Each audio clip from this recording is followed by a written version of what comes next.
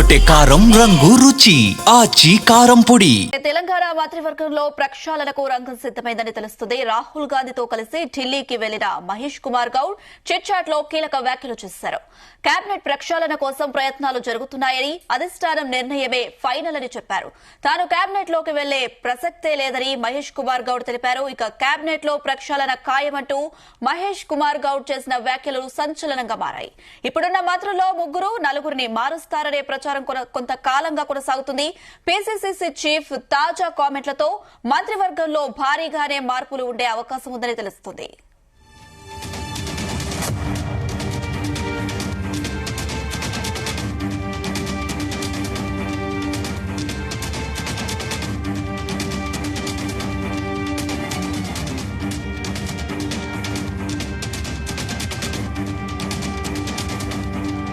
ఇదే అంశానికి సంబంధించి మరిన్ని అప్డేట్స్ మా చీఫ్ న్యూస్ కోఆర్డినేటర్ రాధాకృష్ణ అందిస్తారు. ఎస్ రాధాకృష్ణ.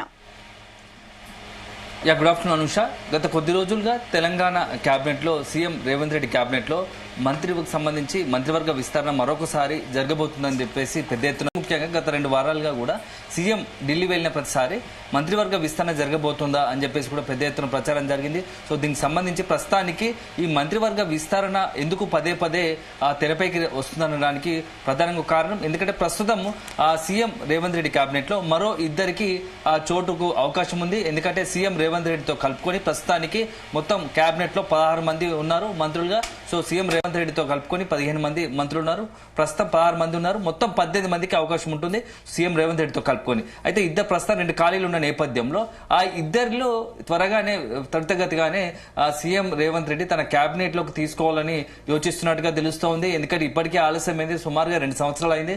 మొన్న డిసెంబర్ 7వ తేదీకే సీఎం గా బాధ్యతలు తీసుకొని కాంగ్రెస్ అధికారంలోకి వచ్చి 2 సంవత్సరాలు అయిపోయిన నేపథ్యంలో ఇక మరింత ఆలస్యం చేయకుండా పూర్తి స్థాయి కేబినెట్ ను ఏర్పరచుకోవాలని చెప్పేసి రేవంత్ రెడ్డి భావిస్తున్నట్టుగా తెలుస్తోంది. ఈ నేపథ్యంలో గత కొద్ది రోజులుగా ఇటీవల వారం 10 రోజుల్లోనే రేవంత్ రెడ్డి 2 సార్లు ఢిల్లీకి పర్యటనకు వెళ్లారు. అధిష్టానం దగ్గర ఇదే విషయాన్ని ముందుంచినట్టుగా తెలుస్తా ఉంది. సో ఇద్దరి కేబినెట్ తీసుకోవాలంటే ఎవరిని తీసుకుంటే బాగుంటుంది అనే దానిపైన రకరకాల చర్చలు. దానికి సంబంధించి ఏంటంటే మంత్రివర్గంలో తీసుకోవడానికి ప్రధానంగా ఇప్పుడున్న పరిస్థితుల్లో తెలంగాణలో సామాజిక కోణం, అదే సందర్భంలో పార్టీకి లాయల్టీ, ఈ 2 బేస్ చేసుకునే ఆ 2 మంత్రి పదవులను భర్తీ చేస్తారని ప్రచారం జరుగుతుంది. అయితే ఇదొక అంశం. అయితే 2 ఖాళీలు ఉన్నాయి కాబట్టి ఎలాగో ఆ 2 త్వరలోనే భర్తీ చేయాల్సి ఉంటుంది. సో అది ఒక అంశం పక్కన పెడితే మరొక చాలా ప్రాధాన్యత కూడిన అంశం ఏంటంటే గత కొద్ది రోజులుగా కూడా రేవంత్ రెడ్డి తన కేబినెట్ ను ప్రక్షాళన చేయబోతున్నట్టుగా కూడా ప్రచారం జరుగుతూ ఉంది. సో పదే పదే ఇటీవల కాలంలో ఇది మరింత పెరిగింది. సో తాజాగా పీసీసీ అధ్యక్షుడిగా ఉన్నటువంటి మహేష్ కుమార్ గౌడ్ చిట్ చాట్ చేసిన వ్యాఖ్యలు దీన్ని మరింత బలపరుస్తున్నాయి. సో మహేష్ కుమార్ గౌడ్ చేసిన చిట్ చాట్ లో భాగంగా మంత్రివర్గ విస్తరణ మంత్రివర్గ ప్రక్షాళన చేయాలని అనుకుంటున్నాము. కాకపోతే అల్టిమేట్ గా అధిష్టానం నిర్ణయం పెండింగ్ లో ఉంది, అధిష్టానం దృష్టిలో ఉంది. అధిష్టానం కనుక ఒకవేళ ఓకే అనుకుంటే ఖచ్చితంగా పెద్ద ఎత్తున భారీ ప్రక్షాళన ఉండబోతుందని చెప్పేసి మహేష్ కుమార్ గౌడ్ ఇప్పటికే ఒక చిట్ చాట్ లో భాగంగా చేసిన వ్యాఖ్యలు తీవ్ర కలకలం రేపుతా ఉన్నాయి. సరే, కొంత మొత్తంగా ఓవరాల్ గా మంత్రివర్గంలో ఒక 3 నుంచి 4 మంత్రులకు సంబంధించిన తీరు పైన పదే పదే తీవ్ర చర్చనీయాంశం అవుతుంది. వాళ్ళ తీరు పట్ల వివాదాస్పదం అవుతుంది. సో అలాంటి మంత్రుల పట్ల రేవంత్ రెడ్డితో పాటు కాంగ్రెస్ పార్టీ అధిష్టానము పీసీసీ కూడా కొంత నారాజుగా ఉన్నట్టుగా తెలుస్తోంది. సో మంత్రుల పేరు తెరపైకి రాకుండా ఎవరనేది, కాకపోతే ఆ 3-4 పక్కన పెడితే ఎలా ఉంటుంది అనేది కొంత చర్చిస్తున్నట్టుగా తెలుస్తోంది. సో అల్టిమేట్ గా అధిష్టానం నిర్ణయం తీసుకోవాలి. కాబట్టి ఆ 4 మంత్రులకు సంబంధించి మొత్తం ఏం చేయాలి, ఆ మంత్రుల పనితీరు కాబట్టి ఎలా ఉంది, సో ఆ మంత్రుల వ్యవహరిస్తున్న తీరు, మాట్లాడుతున్న తీరు అన్నిటిపైన కూడా పూర్తి స్థాయిలో దృష్టి పెట్టినట్టుగా తెలుస్తోంది. సో ఇదే ఒకవేళ కనుక రేపు ప్రక్షాళన జరిగితే ఖచ్చితంగా ఆ 3-4 పైన కూడా 3 నుంచి 4 వరకు ప్రస్తుతం సీఎం రేవంత్ రెడ్డి కేబినెట్ లో ఉన్న మంత్రులకు ఉద్వాసన తప్పదు, ఖచ్చితంగా తప్పిస్తారని చెప్పేసి కూడా ప్రచారం జరుగుతుంది. సో పేర్లు పైకి చెప్పకుండా వాళ్ళు చాలా కారణాలు పదే పదే వాళ్ళకు సంబంధించిన మాట్లాడుతున్న తీరు, ఇటీవల కొన్ని వ్యవహారాల్లో వాళ్ళు అనవసరంగా ఇన్వాల్వ్ అయ్యి వివాదాస్పదంగా మారడం, మొత్తంగా కూడా ఆ మంత్రివర్గంలో మంత్రులతో పాటుగా సీఎం రేవంత్ రెడ్డికి అదేవిధంగా పార్టీకి కూడా పెద్ద ఎత్తున ప్రభుత్వానికి వాళ్ళ తీరు వల్ల నష్టం జరిగింది, పెద్ద ఎత్తున పార్టీకి నష్టం జరిగిందని చెప్పేసి ఇప్పటికే పూర్తి స్థాయి సమాచారం అధిష్టానం దృష్టికి వెళ్ళింది. అధిష్టానం కూడా వారి పట్ల కొంత అసహనం, తీవ్ర అసంతృప్తిలో ఉంది. సో ఇది తరుణంలో ఒకవైపు ఒక ముగ్గురు నలుగురు తప్పిస్తారని ఒకటి, మరొక ఇద్దరిని తీసుకోవాలి కాబట్టి దీంతో మొత్తంగా ప్రస్తుతం కాంగ్రెస్ పార్టీలో ఉన్నటువంటి నేతలకు మరొకసారి ఆశలకు రెక్కలు వచ్చినాయని చెప్పవచ్చు.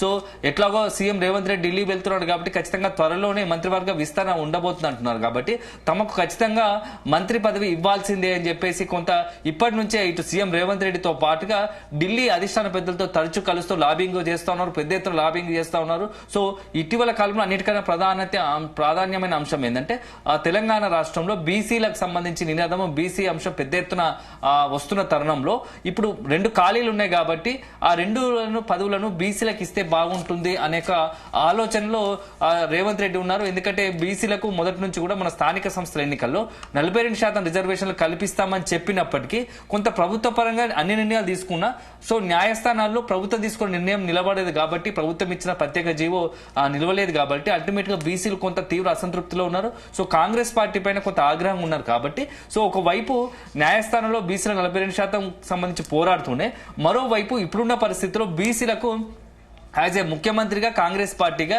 ఏం చేయగలుగుతామో అనే ఆప్షన్ లో భాగంగా మంత్రివర్గంలో ఉన్నటువంటి 2 ఖాళీలను బీసీలకు ఇస్తే ఎలా ఉంటుంది అనేది రేవంత్ రెడ్డి ఆలోచిస్తున్నాడు. సో ఇటీవల ఈ రోజు మన పిసిసి అధ్యక్షుడు మహేష్ కుమార్ గౌడ్ మాట్లాడిన సందర్భంలో బీసీలకు కేబినెట్ లో ప్రాధాన్యం ఇప్పటికే దక్కింది, మరింత కూడా దక్కబోతుందని చెప్పి చేసిన వ్యాఖ్యలు కూడా దీన్ని మరింత బలపరుస్తున్నాయి. సో ఇదొక అంశం అయితే ఇక మరొక ఆసక్తికర అంశం ఏంటంటే మొత్తం ఈ ప్రస్తుతానికి ఉన్నటువంటి కేబినెట్ లో బీసీలో అత్యంత కీలకమైన మొత్తంగా కూడా తెలంగాణలో బీసీలో అత్యధికంగా ఉన్నటువంటి కమ్యూనిటీలో ఎక్కువగా ఒకటి ముదిరాజు, మున్నూరు కాపు, ఇతరత్ర యాదవ, గౌడ ఇట్లా మొత్తం ఉన్నటువంటి సామాజిక వర్గాలు అత్యంత జనాభా కలిగి ఉన్నారు బీసీలో. సో ప్రస్తుతానికి రేవంత్ రెడ్డి కేబినెట్ లో ముదిరాజు వర్గానికి సంబంధించినటువంటి వాకిటి శ్రీహరి మంత్రిగా ఉన్నారు. అదే సందర్భంలో గౌడ సామాజిక వర్గానికి చెందినటువంటి పొన్నం ప్రభాకర్ మంత్రివర్గంలో ఉన్నారు. సో ఇక అల్టిమేట్ గా చాలా అత్యంత రాజకీయంలో కావచ్చు అత్యంత ప్రభావం చూపే 2 సామాజిక వర్గాలు ఉన్నాయి. ఒకటి యాదవ సామాజిక వర్గం, మరొకరు మున్నూరు కాపు. సో మున్నూరు కాపు కూట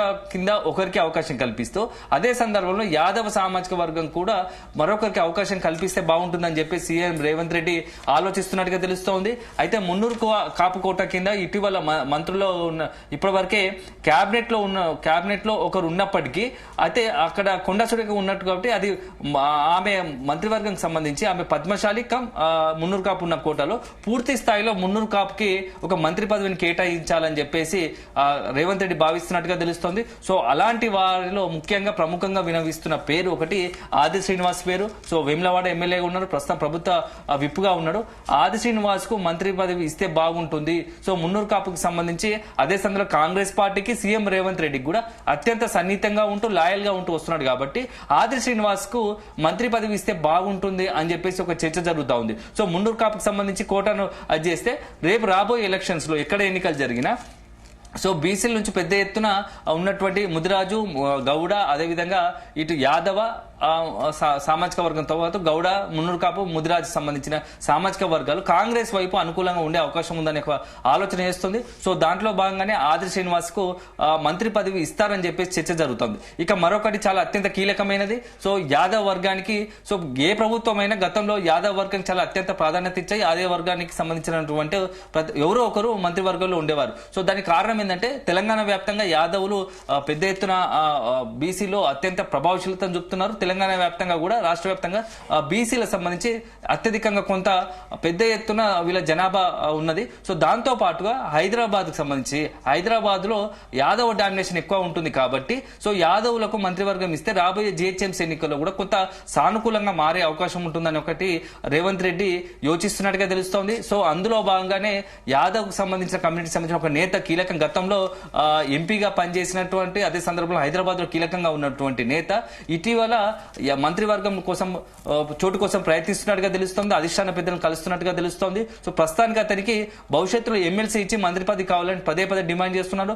రీసెంట్ గా జరిగినటువంటి జూబ్లీహిల్స్ ఉప ఎన్నికలకు టికెట్ కోసం ప్రయత్నించినప్పటికీ అధిష్టానం మాత్రం యువకుడైనటువంటి నవీన్ యాదవ్ వైపే మొగ్గు చూపింది. సో ఇప్పుడున్న పరిస్థితుల్లో అతను కూడా ఆ సీనియర్ గా ఉన్న నాయకుడు. సో గతంలో తెలంగాణకు సంబంధించి కొంత యాక్టివ్ గా ఉన్నటువంటి ఆ నేత రీసెంట్ గా నిన్న అఖిలేష్ యాదవ్ కూడా తెలంగాణలో పర్యటించిన సందర్భంగా హైదరాబాద్ లో అఖిలేష్ యాదవ్ తో ప్రత్యేకంగా సమావేశమై కాంగ్రెస్ అధిష్టానానికి సంబంధించి అది అఖిలేష్ యాదవ్ తో మంత్రివర్గంలో చోటు కోసం అధిష్టానం వద్ద ల్యాబింగ్ అఖిలేష్ యాదవ్ తో చేస్తున్నట్టుగా తెలుస్తోంది. సో ఒకవేళ కనుక ఆ నేతకు యాదవ్ కోటా కింద మంత్రివర్గంలో అవకాశం కల్పిస్తే జిహెచ్ఎంసీ ఎన్నికలతో పాటుగా రాబోయే కాలంలో హైదరాబాద్ నుంచి ఇప్పటికే మంత్రివర్గ కోటాకు సంబంధించి ఫుల్ఫిల్ చేసినట్టు అవకాశం ఉంటుందని చెప్పేసి తెలుస్తోంది. అందులో హైదరాబాద్ లో యాదవ్ కు సంబంధించి పెద్ద ఎత్తున ప్రాధాన్యత ఉంది, బలోపేతంగా ఉన్నారు. సో అన్ని రకాలుగా హైదరాబాద్ లో చాలా కీలకంగా మారబోతారు భవిష్యత్ ఎన్నికలకు సంబంధించి అని చెప్పేసి వాళ్ళు చెప్తూ వస్తున్నారు. సో ఇక రెండు అంశాలు అయితే ఇక మరింత పూర్తి స్థాయికి సంబంధించి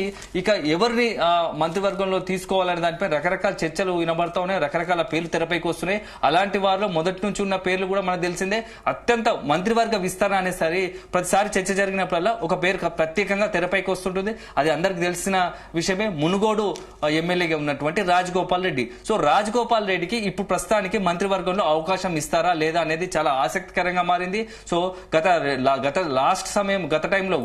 గతంలో కూడా మంత్రివర్గ విస్తరణలో అవకాశం కల్పించాలన్నప్పటికీ అప్పుడు ఉన్నటువంటి పరిస్థితి నేపథ్యంలో, ఎందుకంటే ఇప్పటికే నల్గొండ జిల్లాకు సంబంధించి ఉమ్మడి నల్గొండ జిల్లా నుంచి అతని సోదరుడు కోమటిరెడ్డి వెంకటరెడ్డి మంత్రివర్గంలో ఉండడం, దాంతో పాటు అదే సామాజిక వర్గానికి సంబంధించినటువంటి మరొక నాయకుడు ఉత్తమ్ కుమార్ రెడ్డి ఇప్పటివరకే సీఎం రేవంత్ రెడ్డి కేబినెట్ లో మంత్రులుగా ఉన్నారు. సో ఇద్దరు సీఎం రేవంత్ రెడ్డి కేబినెట్ లో మంత్రులుగా ఉండగా మరొకరికి అదే జిల్లా నుంచి అదే సామాజిక వర్గానికి ఎంతవరకు అవకాశం ఉంటుంది అనేది మాత్రం చర్చ జరుగుతోంది.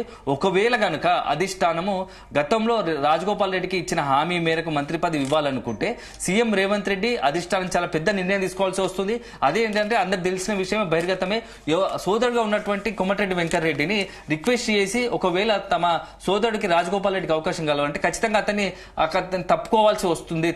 తప్పించాల్సి వస్తుంది. కాబట్టి అది ఏ మేరకు సాధ్యపడుతుంది అనేది మాత్రం ఖచ్చితంగా మనం వేచి చూడాల్సి ఉంది. ఎందుకంటే చాలా సమీకరణలు మారబోతాయి. ఒకవేళ కనుక రాజగోపాల్ రెడ్డి మంత్రివర్గంలోకి వస్తే ఆటోమేటిక్ గా కొంత కోమటిరెడ్డి వెంకటరెడ్డికి సంబంధించి అతను తనంగానే స్వతహాగా తప్పుకొని పార్టీకి సంబంధించి కార్యకలాపాల్లో పార్టీకి సంబంధించి హోదాలో పనిచేయాల్సి వస్తుంది అని కూడా చర్చ జరుగుతుంది. సో మరి కోమటిరెడ్డి వెంకటరెడ్డికి అధిష్టానం ఆ వైపుగా సూచనలు ఇస్తుందా, కోమటిరెడ్డి వెంకటరెడ్డి తన సోదరుడి కోసం మంత్రి పదవిని త్యాగం చేస్తారా అనేది మాత్రం మనం ఖచ్చితంగా వేచి చూడాలి. ఇక కోమటిరెడ్డి వెంకటరెడ్డిని కోమటిరెడ్డి రాజగోపాల్ రెడ్డి పక్కన పెడితే ఇక మరొక పేరు విజయశాంతి. సో గతంలోనే మొన్న రీసెంట్ గా ఎమ్మెల్సీగా ఎన్నికయ్యారు. సో ఎమ్మెల్సీగా ఎన్నికైన విజయశాంతి మంత్రివర్గంలో చోటు దక్కుతుంది, మంత్రివర్గంలో అవకాశం కల్పించడానికి విజయశాంతికి ఎమ్మెల్సీ కట్టపెట్టారు అధిష్టానం అని చెప్పేసి కూడా ఆ చర్చ జరిగింది. దానికి కారణం ఏంటంటే తెలంగాణ ఉద్యమంలో గతంలో చాలా కీలకంగా ఉన్నటువంటి విజయశాంతి కాంగ్రెస్ పార్టీకి వచ్చిన తర్వాత కొంత ఇనాక్టివ్ గా ఉన్న పరిస్థితి కనిపించింది.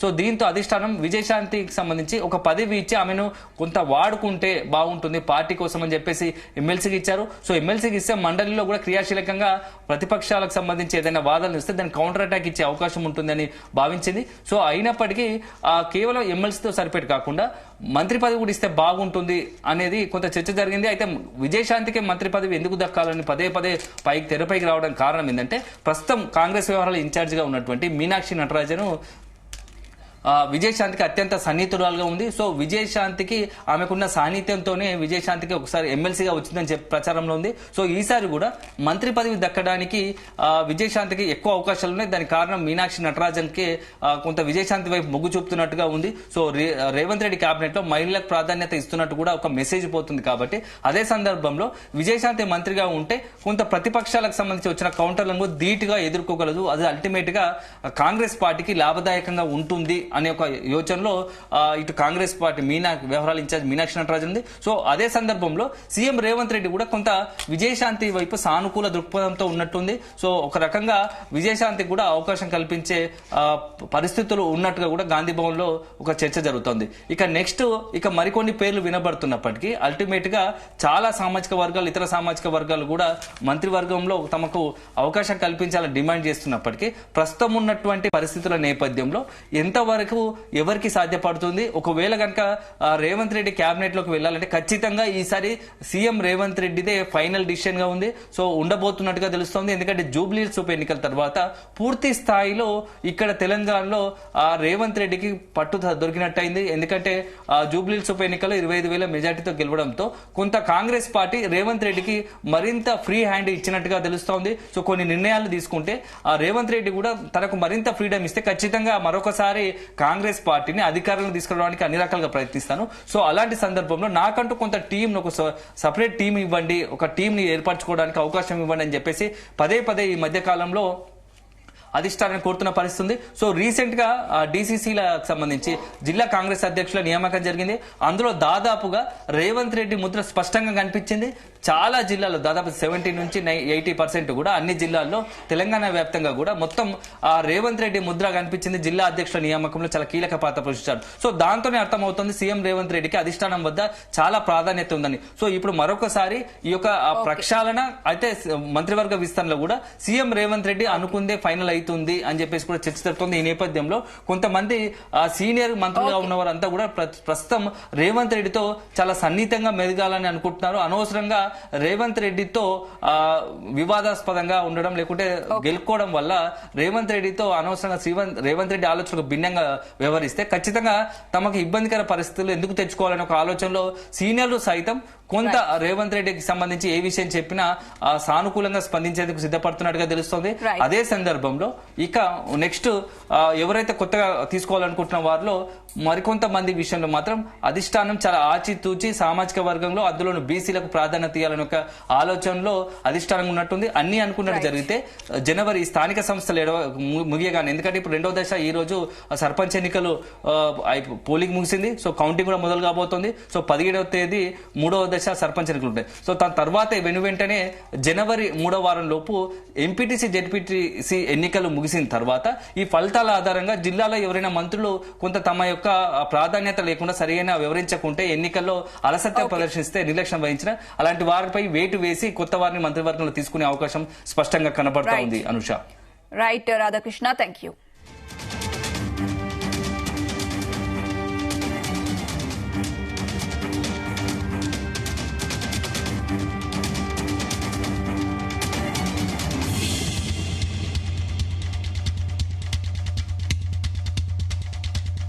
గుమగుమల వంటలే వంటలే తెరకొట్టే కారం రంగు రుచి ఆచి కారం పొడి.